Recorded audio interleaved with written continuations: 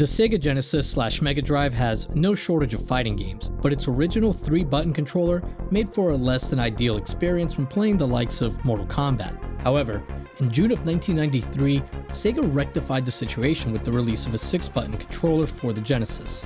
Yet, in November of the same year, Sega sought to fix the fighting game controller issue once again, this time with a controller made up of 8 pieces that combined to form an octagonal ring. A ring that Sega promised would transform your living room into a virtual reality-like experience, letting you control games with your entire body years before the Wii or Kinect. They called it the Activator.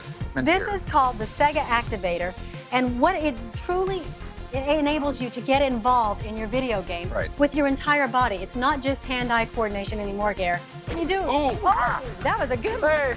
Isn't this great? But see, I'm moving forward here.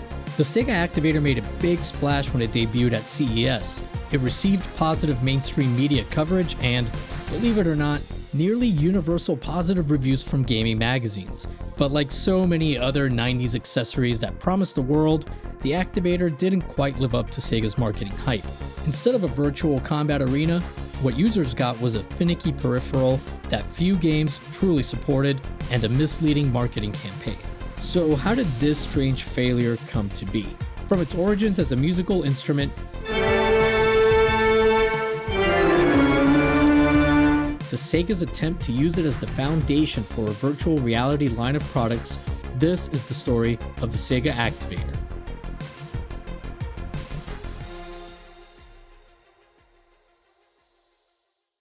In the 90s, business was booming for Sega, generating over $1.7 billion in revenue in the US alone by 1995. With money to burn and a desire to stay cutting edge, Sega was seemingly always looking to sink money into the next big thing they could tack onto the Genesis. And at the 1993 Winter Consumer Electronics Show, Sega showed off what they were sure was the next big thing in controllers, the Activator.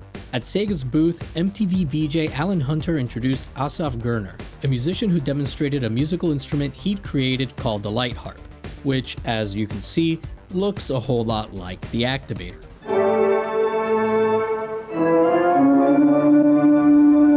But Sega wasn't there to sell a musical instrument.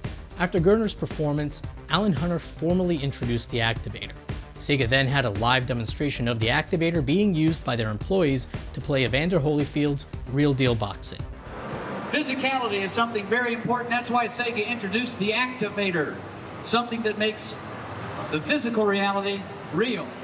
When they actually penetrate a beam of infrared light, that corresponds to action up on the screen, as you will see. It's a pretty amazing thing. To Sega's credit, they then allowed attendees to try the Activator out for themselves throughout the rest of CES. The Activator was released in November of 1993 and retailed for $79 to $89 depending on when and where you purchased it. Sega promised customers a fully immersive gaming experience thanks to the Activator's advanced technology. But the truth is that although the way the Activator works is clever, the technology itself wasn't that advanced. Sega partnered with Assaf Gurner's own company, Interactive Light, to adapt Gurner's light harp instrument into the Activator. Gurner has several US patents related to the Activator, but his patents for the light harp outside of the US date back to 1988, and those early patents, like this Canadian one from 1990, mentioned that the light harp instrument could also be adapted to use as a video game controller. So Gurner always intended for his invention to be used with video games. Interactive Light sold a variety of infrared beam related products and even put out a few arcade games in the late 90s like Kick It, which used infrared beams to detect and measure the speed and angle of a physical soccer ball kicked by players. The Activator consists of 8 segments that are assembled to create an octagonal ring. The Activator sends infrared beams towards the ceiling, while the player stands in the middle of the octagon and uses their arms and legs to break these beams. The Activator is able to detect on which segment of the octagon a player broke the invisible light and at what height. Each of the 8 segments represented a different directional input or button press. North, south, east, and west positions corresponded to the D-pad controls, while the angled segments correspond to the A, B, and C buttons. The Activator works with any Sega Genesis game, though some games like Eternal Champions shipped with specific Activator support. Now, as you may have noticed, the Activator only emulates a 3-button Genesis controller, not the 6-button controller preferred for fighting games, which is quite ironic considering that most of the marketing for the Activator centered around using it for fighting games. To be fair, some games, particularly the ones made with the Activator in mind, would perform different actions depending on the height you broke the beam. The Activator came with a game guide outlining controls for some games and a very detailed instruction booklet explaining how the device worked, best practices for using it, and its many required specific room conditions, including no vaulted ceilings, no ceiling fans, and consistent lighting, but it couldn't be fluorescent lighting. The booklet even tells you what color socks you should wear while using the Activator. The Activator also came with a VHS explaining how to put it together, those same do's and don'ts, and how to calibrate it. The Activator plugs directly into your Genesis. Just plug in the AC adapter, turn on the master panel power switch, and put in a game card. The next step is the most important thing you have to do. It's called calibration. The Activator beams must adjust themselves for optimum performance to the specific gameplay area. Stand away from the panels, at least 3 feet, and turn on your Genesis. Wait for about 20 seconds or until the game title appears on the screen. The Activator will not work properly without this procedure. Remember, you'll need to recalibrate every time you turn on the Genesis or when you put in a different cartridge. That's all you have to do. To put it simply, the Activator required a perfect environment to even function, really. But these limitations didn't stop Sega from advertising the Activator like it was an easy-to-use and accurate accessory that would give you an immersive experience like no other. Sega's marketing campaign for the Activator was brazenly misleading. Ads made it seem like the Activator could detect and translate your actual physical movements directly into the game. Some ads even suggested that players using the Activator had a tactical advantage over those using standard controllers. Discover a new world of moves and combinations that simply aren't possible with normal controllers. You'll be surprised how quickly your body catches on. In reality, the Activator couldn't track specific movements. It could only detect when you broke an infrared beam in one of the 8 segments. Despite its poor reception later with the public, some magazines like in EGM Issue 51 praised the device, saying that the Activator rocks and that it's a must-have. As part of its marketing blitz, Sega even got the Activator some mainstream attention on ABC's The Home Show and on Siskel and Ebert. But I think that the most interesting part of the Activator's marketing is how Sega positioned it in relation to their unreleased VR headset for the Sega Genesis. The Sega VR headset was announced in 1991 with a fall 1993 release date. The Sega VR is a fascinating story that I covered in depth years ago. I'll leave a link to that video in the pinned comment below.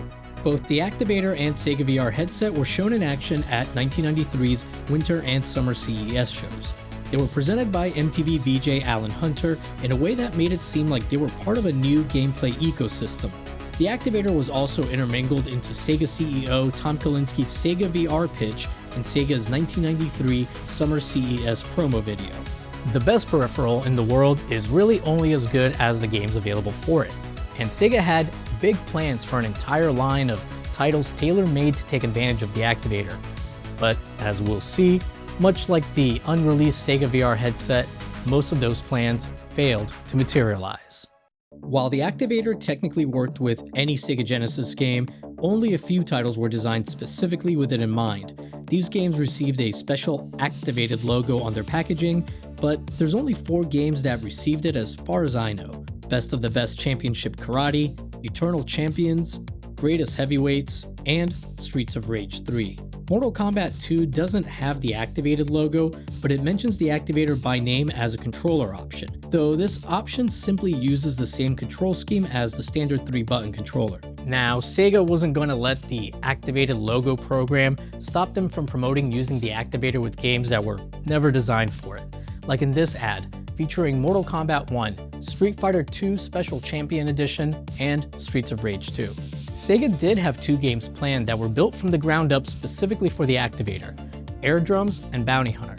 Both were meant to be released at the same time as the Activator, but were ultimately cancelled. Tectoy, Sega's officially licensed distributor in Brazil, also released the Activator there, complete with their own print ads and a TV commercial. Arguably, the most successful implementation of the Activator tech was in arcades. The Sega arcade game Dragon Ball Z VR VS used an updated version of the Activator that had additional sensors for better motion detection. Unfortunately, the home version of the Activator wouldn't be as sophisticated or as well received. Once released, gamers were not impressed with the Activator. It failed to deliver on its promises, was difficult to set up, and offered less precise control than a regular controller. For consumers, it was the Power Glove all over again. And the thing is, Sega knew this all too well. The late Michael Latham, a producer and designer for Sega of America and the creator of Eternal Champions, spoke to arcadeattack.co.uk about testing the Activator for Eternal Champions and other games. He said, "It was not ahead of its time.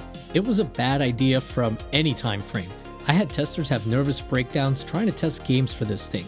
When it wasn't registering moves, it was doing false moves or breaking apart from kicking the thing.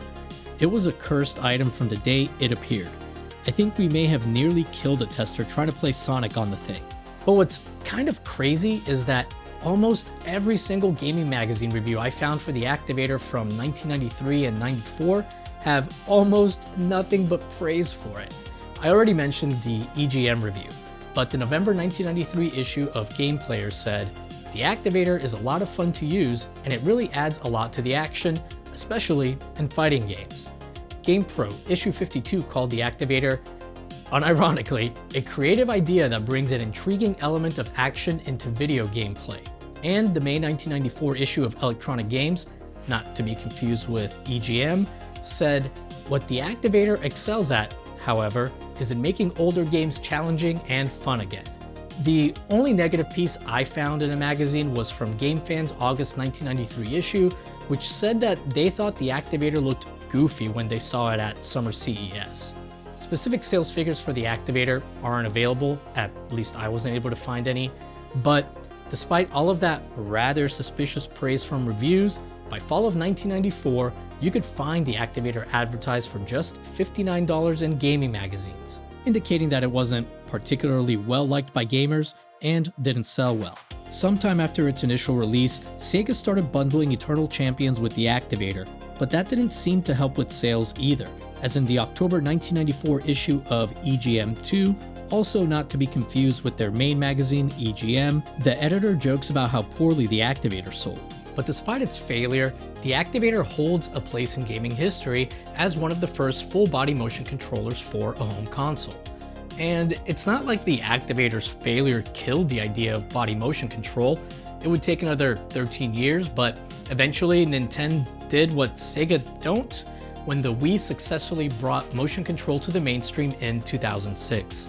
The Activator really exemplifies Sega during what some would call its most creative and I would call arguably its most unhinged period. It was just one of their many attempts to release an add-on with big expectations for the Genesis/Mega Drive.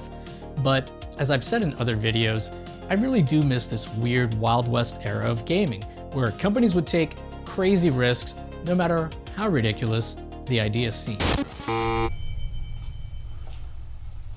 The Sega Activator, you actually had the ability to use your own limbs as basically controller extensions. So the fun thing was, if you use it, you can basically swing your leg over the sensor level, and it causes your character to kick or punch on screen. A pretty fun little nifty device there that every kid wanted for Christmas, but I never got one.